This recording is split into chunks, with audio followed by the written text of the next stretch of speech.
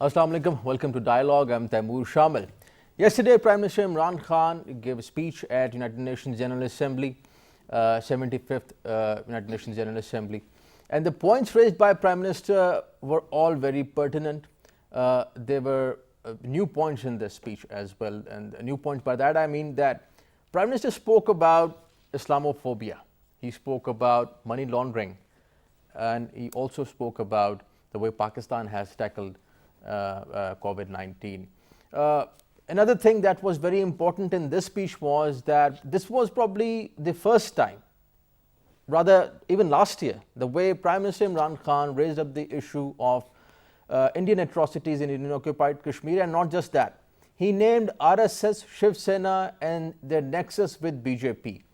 And it is important for the world to know about RSS and Shiv Sena.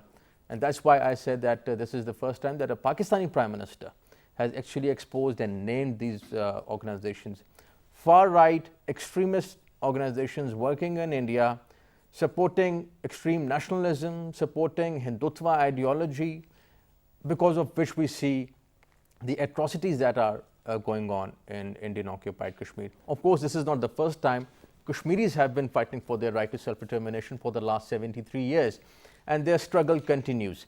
Prime Minister Imran Khan made it very clear that Pakistan stands for peace and stability in the region, and Pakistan would want other countries to reciprocate that, and that Pakistan would continue supporting the Kashmir cause. We'll be discussing about Prime Minister's speech at United Nations General Assembly, representing Pakistan, Pakistan's stance at the international platform, with our special guest in the studios. We are joined by Mr. Abdullah Gul, renowned analyst, and he is the chairperson of MISAQ, an independent think tank based in Islamabad. Welcome to the show, Mr. Gul. We are joined by Ambassador Ali Sarwar Naqvi, a renowned senior expert on Pakistan's foreign policy, renowned senior diplomat. Sir, welcome to the show.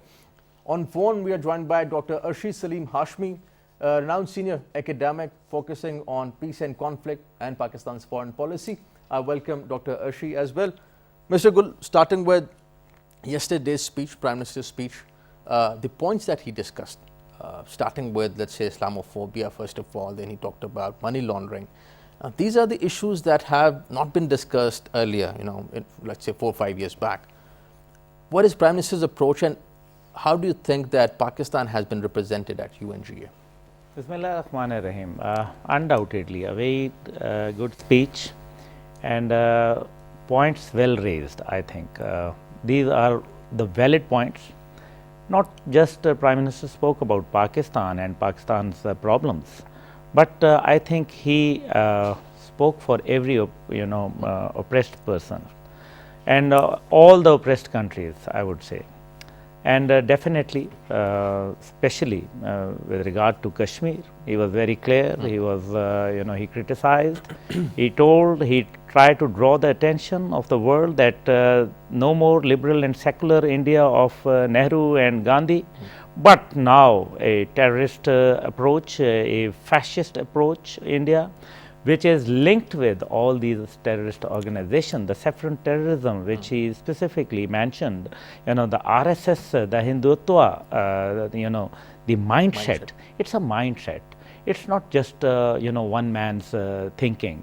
And then it goes and it, this mindset is being reflected by BJP political policies in the country. And specifically, Prime Minister also, focused on the 11 Hindus, Pakistani Hindus, who were killed. Yes. And I would say it's a state-sponsored terrorism which has been conducted at India, Jodhpur. Because if the consular access to Pakistan embassy is not being given, why? This is one question. Why there are no committees being formed over there in India? And the third is that the statement which has come from the daughter of the deceased Pakistani citizen, what it says that because they were not willing to go for any espionage activity against Pakistan, so this is not the first time which has happened. Right. But at the same time, Prime Minister spoke from the heart. Right. And the last year's speech, 27th September, I remember, it was a marvelous, it was a piece of art. And undoubtedly, he reflected, he tried that, the world should understand, but he named all those people.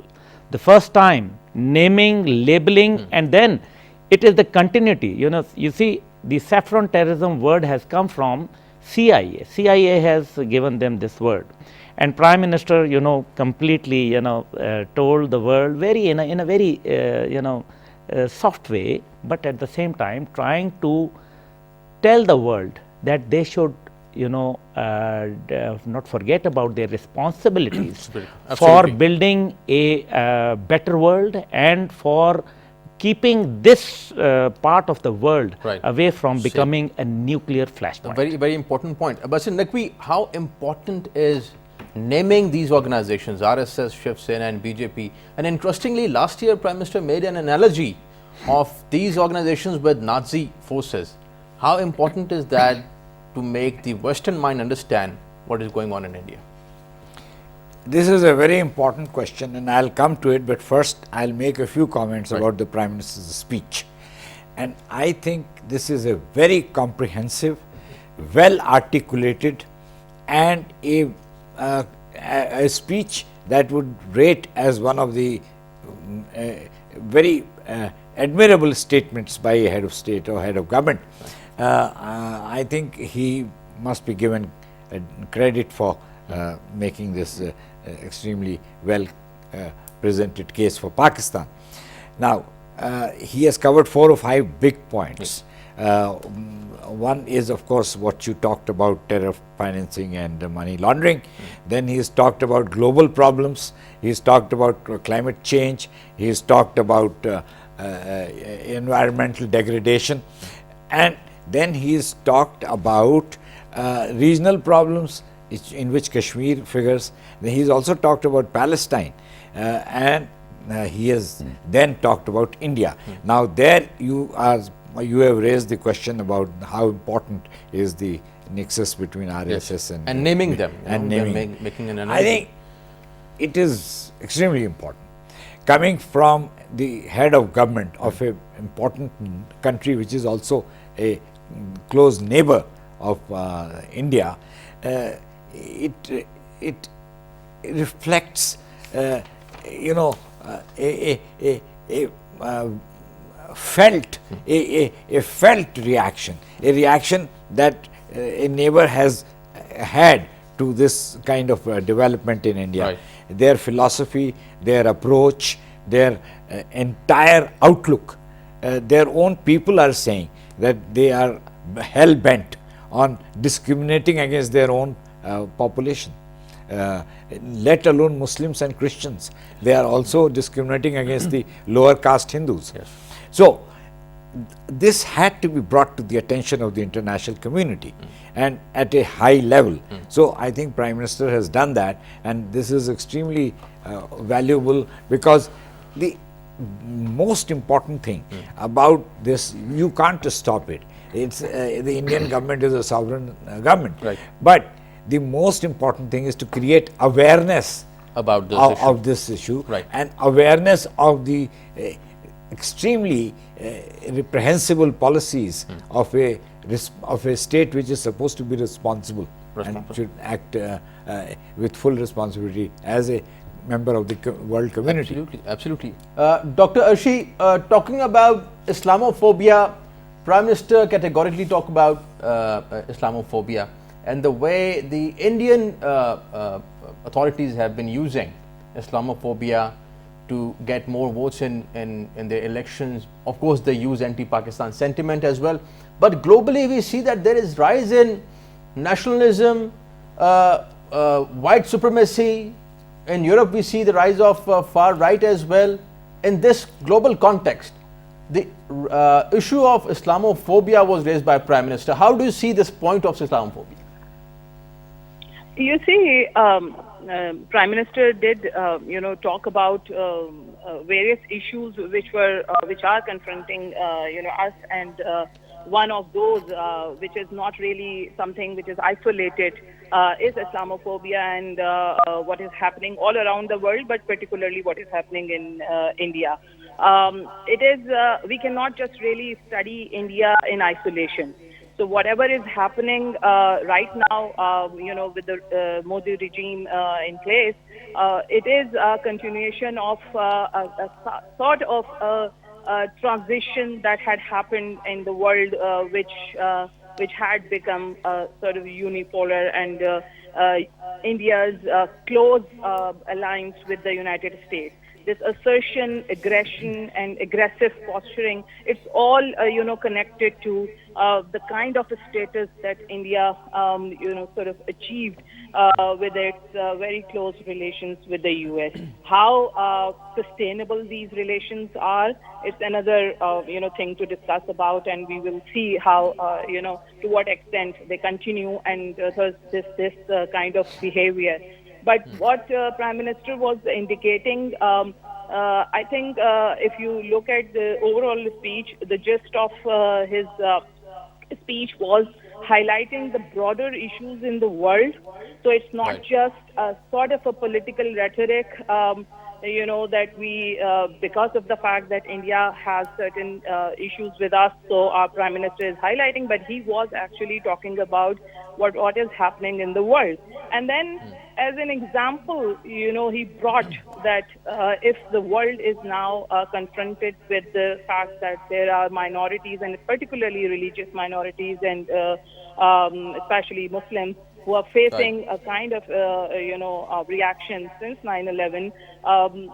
Here is India, which has, in the past 2 decades, especially, there is this rise of Hindutva and saffron nationalism that is making the life of 200 plus million Muslims, difficult. So it's like connecting in a very subtle way the broader issues with the example, so that the world would not say, as in the past, the West has been saying, that these are very, very local issues, and Pakistan, India animosity, and they just try to bring it on the international forum. Here, the Prime Minister actually, what he did, he highlighted the issues that the entire world, is facing, and in our own, region, the continuation of those trends and those issues and problems. The examples that we find in our neighborhood is obviously what is happening in India. So it's a very good way of connecting. The way it was delivered, the speech was very compact, and he highlighted those things. So it's different from past speeches by our leaders. I think it's an improvement also that we are not too focused on only our own issues, but we are actually talking about the larger issues that the world is facing. But then, of course, what is happening in our neighborhood, that requires world's attention. Right, right. Dr. Arshi, please stay with us on phone call. Mr. Gul, this rise of far right in Europe, white supremacy, we saw attacks in New Zealand, we saw attacks in other places, and UK as well. In US, that has become a big issue. While we discuss all of this rise of far right, Islamophobia is what they are focused upon. The far right in Europe. How do you see that? Well, I think after 9/11, things started changing, and the world started seeing things from US perspective alone. But with the passage of time, I think Eastern countries, and especially Pakistan, since Pakistan played a very important role against the war on terror and lost lives, and of course with billions of dollars, 124 billion almost. So Pakistan is trying, and the Prime Minister is trying to make the world realize about Islamic phobia. What is Islamophobia all about? It is about that if you do unjust, to a society, if you bring injustice, so this means this injustice, if you continue it for longer period of time, then the reaction will definitely, reaction will emerge from the society. So this must come to an end by making UN realize to reflect on their policies, and then to, I think, bridge the gap. This is very important. In a very short time, a very comprehensive speech touching almost each and every aspect, And look at that specifically if we talk about Palestine. Then Palestine issue he raised, and he said that if you do unjust to that specific area, then this means what will happen? Then the reaction will come. And when the reaction will come, then if you tag it with the Islamophobia, this is wrong, because then why not with the white phobia, or you can say that it is but have you talked about any, I haven't come across any Muslim leader who tagged it with Christian terrorism or something like that. So why only when it comes to Islamic countries, why it is always being tagged with the Islamophobia And approach? you remember few months back, 25 members of European Union in their personal capacity, they were invited by the Modi government. They visited Indian occupied Kashmir. Later the statement was given by the EU that they were there in their personal capacity, and European Union has nothing, Parliament has nothing to do with it. But at the same time, looking at the profile of those 25 people, those 25 members of European Union Parliament belong to the ultra-right organizations back in Europe. Yes. So is there a nexus? Do you see that Indian far right and the European right? Of course, because they think that Islam is a threat.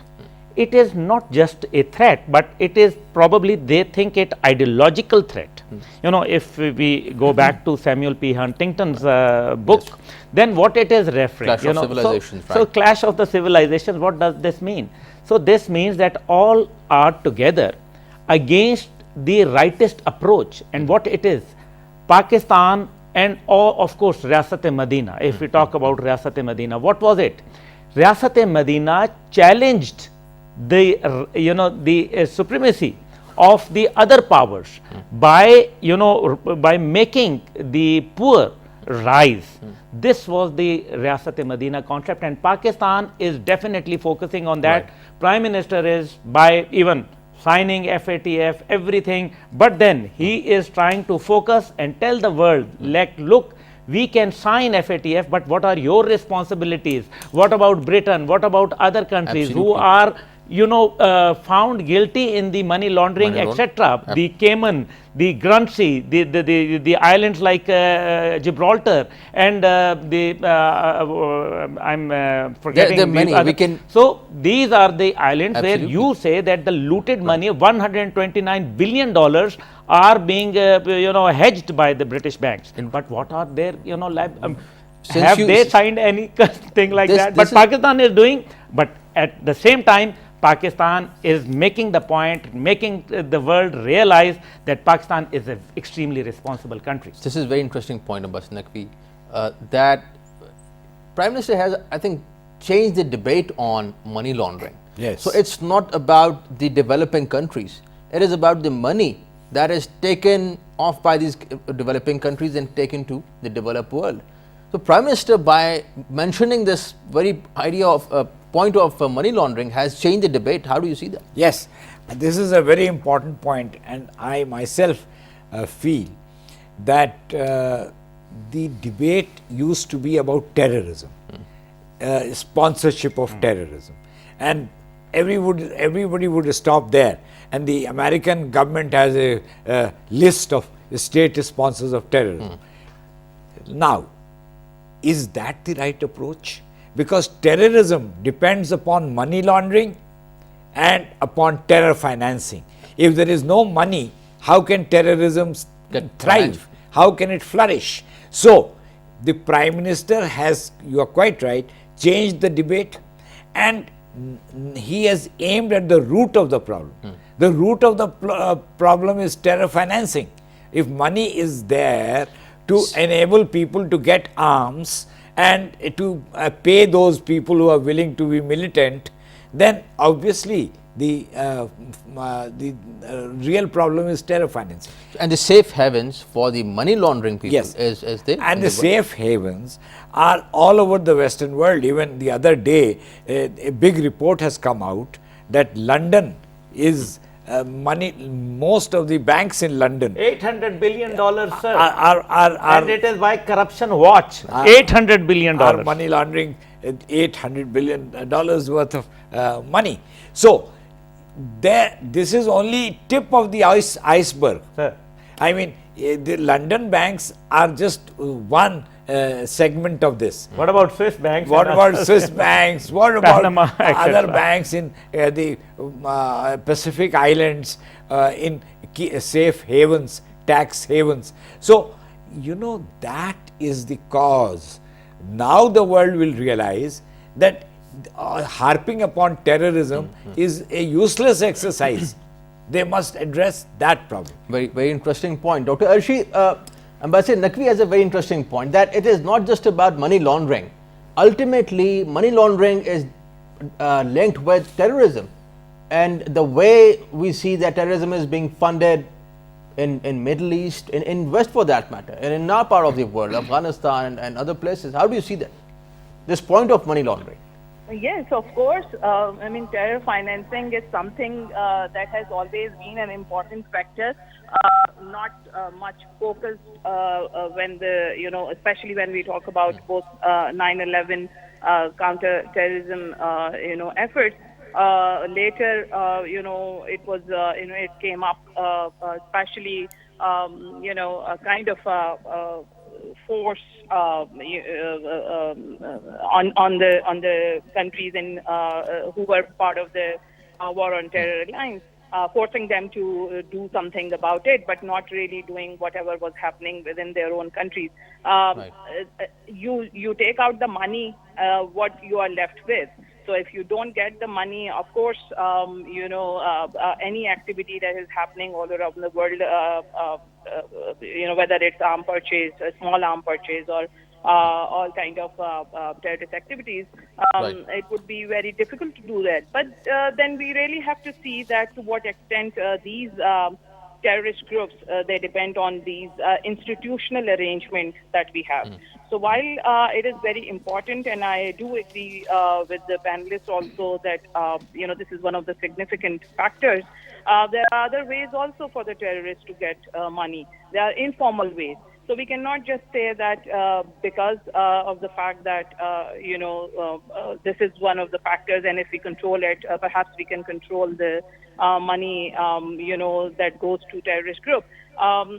It's not just the actual terrorist group who's getting the money. What we really have to see, and I think what the Prime Minister was trying to indicate, that the states, other states, settled areas, the institutional framework that provides a kind of a patronage, they may not be doing or saying directly anything to these terrorist groups, but because of the fact that they provide, they facilitate this process, these groups or their facilitators, they help them.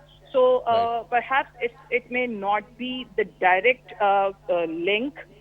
In most of the cases, in some cases it does, but in most of the cases it may not be a direct link between a terrorist group and a financial institution in one of these Western countries, but then there are indirect links as well. So we really need to see the structural problem here, the institutional mechanism that is in place, and nobody really wants to talk about it. The kind of very, very facilitative role that the international banks provide when it comes to, depositors. They don't really ask questions about what kind of money is being deposited and where the money is coming. Right. So when it comes to, as long as the money is there and you're willing to deposit, you would not be asked any questions. All the questions are to the people who are, within their own country. So it's a kind of a dichotomy that exists. And but here I would like to also say that the Prime Minister had the courage to indicate, these things or highlight at the international forum. But we really have to be very, very, we have to be very prepared to see, because the reaction would be there. The financial institutions are not just the financial institutions, they are linked with all kinds of other, power stakeholders.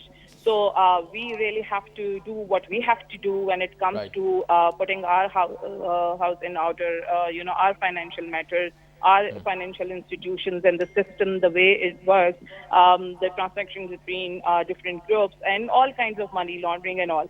I mean, just highlighting there at the forum does not mean that we have, because we have highlighted something, we don't need to do anything. We have to do what we are supposed to do in order to streamline our own system, to make it That's right. transparent and to make it more accountable. That is for our own country. That's for our own system, of course. Yes. We'll take a break, and after the break, we are going to discuss about the strategic shifts that are taking place in Middle East. Recently, the way some Arab states, Gulf states, have made their diplomatic relations with Israel. That is a very unpopular decision otherwise in the Islamic world. And Palestine has a special place when it comes to Muslims, when it comes to the Islamic world. For Pakistan, this is very important on many levels. On one side, we talk about Kashmir and the Indian atrocities in Kashmir. And Prime Minister Imran Khan yesterday talked about Palestine. He talked about Pakistan's stance on Palestine and a just solution, a just settlement to the issue of Palestine. We'll be discussing about that after this break. Stay with us.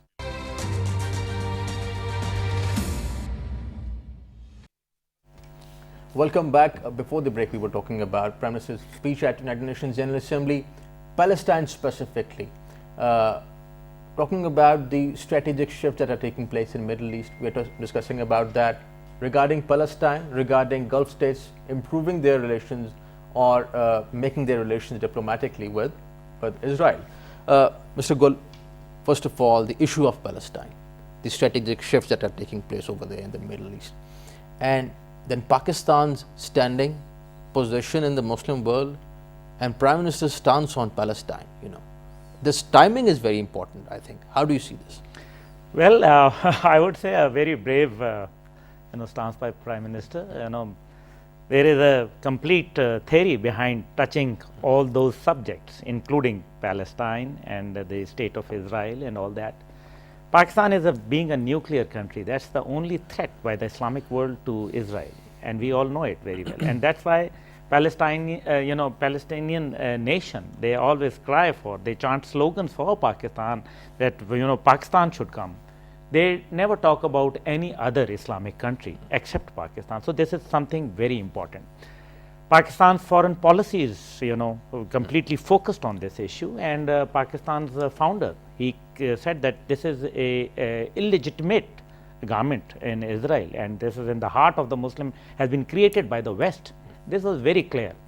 Now, Prime Minister of Pakistan at this juncture of time, when everything is on becoming topsy-turvy.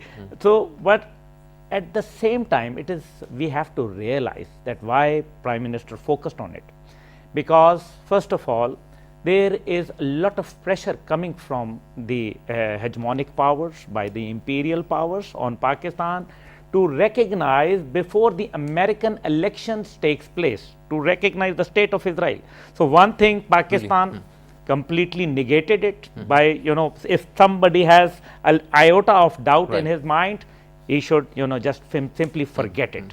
So this is one reason. The second is that Pakistan stand by the Palestinian people, because this is part of Pakistan's foreign policy. And Pakistan has an important role to play. Earlier, when the war took place with Syria, and you remember, Pakistani pilots are still being credited as heroes of Syrian Air Force. Their names are there. So Pakistan has a very important role.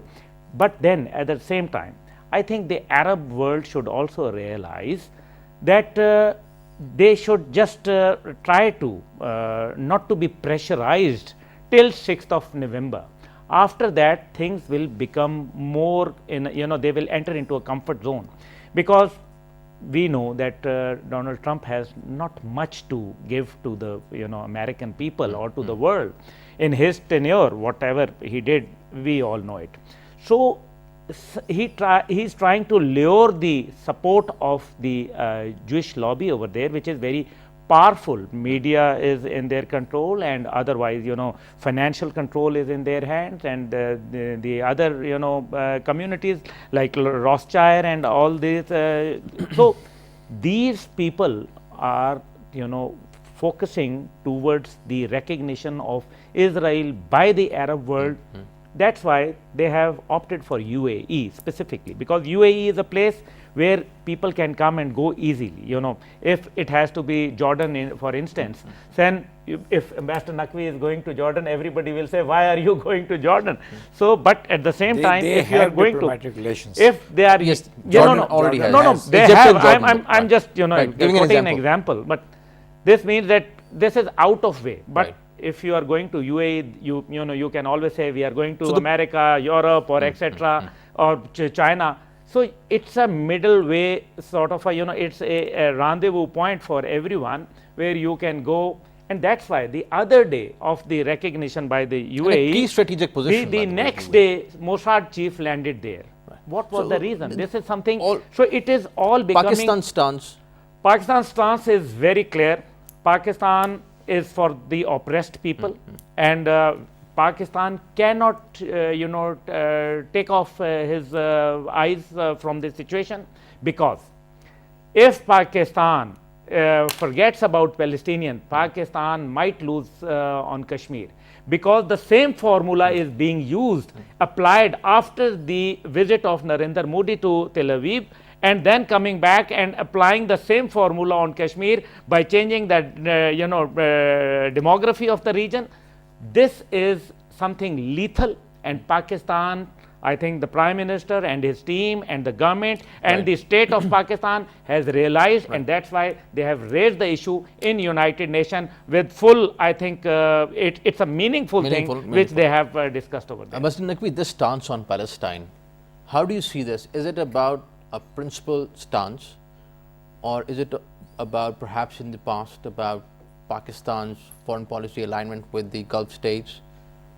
Pakistan's stance on Palestine, how do you see it? You see, I have a long sort of background of this. Yes. I was ambassador in Jordan, and I was the official representative of Pakistan who used to interact with Mr. Yasser Arafat of the PLO, and I used to deal with the Palestinian National Authority. Now, so I know this backwards. Yes. Now, the point is that we had to take this position. We don't have an option that suddenly we say that we recognize Israel, because we will be going back on certain basic principles of our foreign policy, which has been there for a long time. Pakistan was the one, when the Arabs did not have the requisite ability or qualification to be members in the United Nations drafting committees. I mean, the Arabs had not, even now, they have to be guided. Mr. Agha Shahi steered the resolution 242 and 336, which are the basis of the Palestinian demands. So, and the Arabs would come to us I was not there, but of course I know about it. You know the diplomatic They route, were- right? So, the point is that we have maintained a consistent position which we have held for ever since we have been in existence.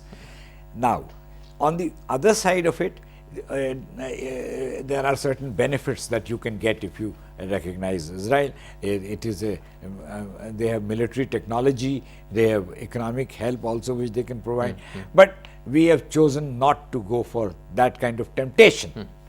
And if the Arab brothers, now they have their own national interest and then their own perspective. So I don't blame them. And their own issues, they have their own issues. situation. I mean, I myself served in a country which had recognition in 1994.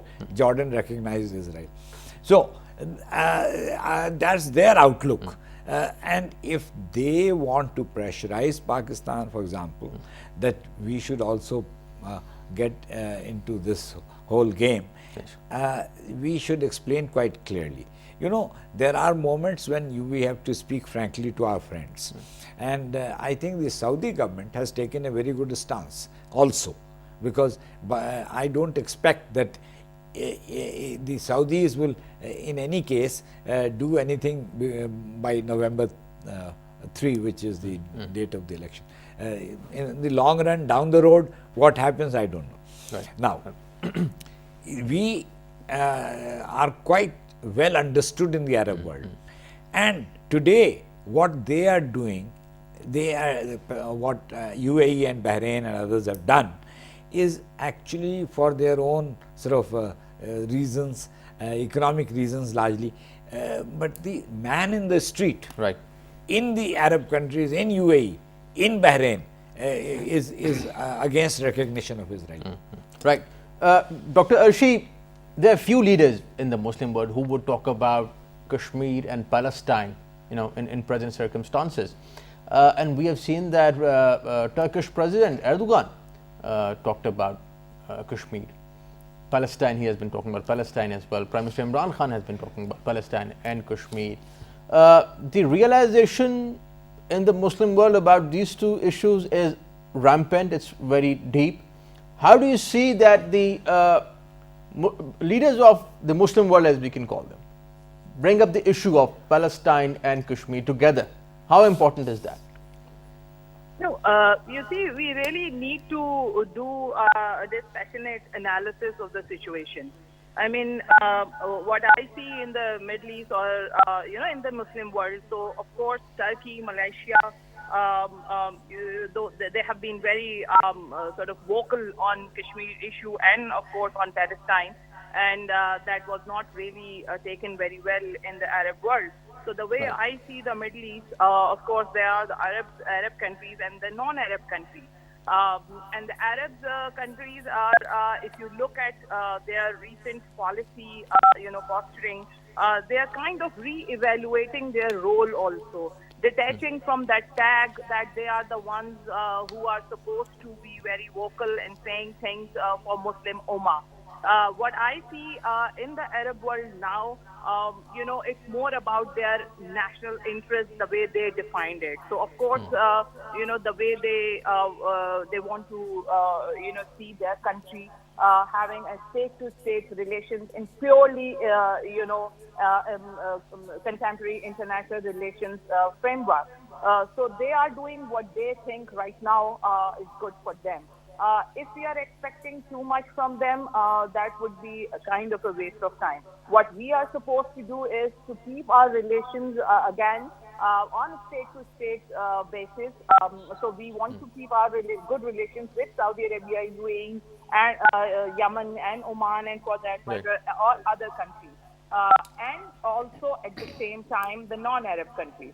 So obviously, Pakistan's coziness with Turkey and Iran and Malaysia is something that the Arab countries are not really, taking it well. So how do we have to really balance it? We have a stated position on Kashmir, of course, because that is our own, it's related to our own territory. But then we have a stated position on Palestine also. We continue with that, but that does not mean that we, particular issue affects our relations with the UAE or Saudi Arabia.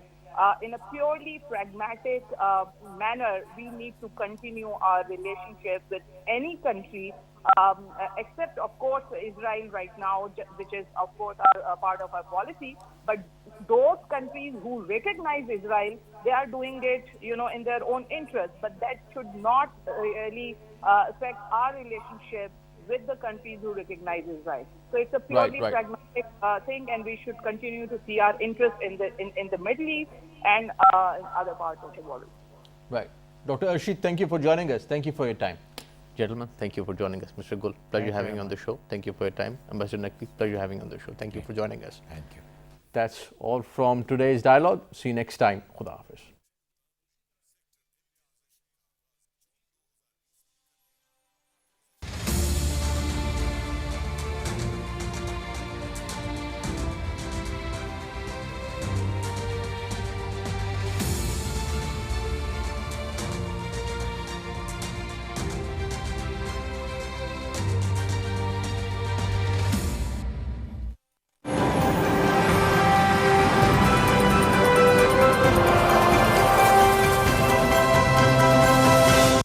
People are sitting outside. If they will not give the answer, I will call all other people to enter the diplomatic enclave and go inside.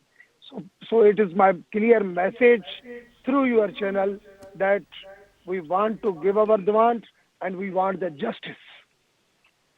Right. And Dr. Vankwani, what are the basic demands and what do you expect at the moment? Tomorrow that you are going to give in the sit-in in front of the Indian High Commission, what are the basic demands? Because the people, 11 people who are murdered, all are Pakistani and have the Pakistani passport. They are not the Indian. They are living in the India only on the long-term visa, but they have the Indian Pakistani passport. So it is the international treaty. You must give the permission. You must give the access to the Pakistan embassy to meet with the people surrounding and the family members. And we also want the future of other Hindu community who are living there on long-term visa, what are their condition, and about the Kashmir. We need justice with the Kashmir people. We need the justice with we need the fair investigation about the Samjhauta Express. We need the Hinduism policy. Don't want that India should follow the policy of RSS and the extremist policy, because our Hinduism religion is teaching us the peace, harmony and interfaith. Right. Dr. Vankwani, thank you for joining us. Thank you for your time. Gentlemen, thank you for joining us. Dr. Shah, thank you for your time. Thank you for joining us. Dr. Kausar, pleasure having you on the show. Mr. Ibra, thank you for your time. Thank you for joining us. That's all from today's dialogue. See you next time. Khuda Hafiz.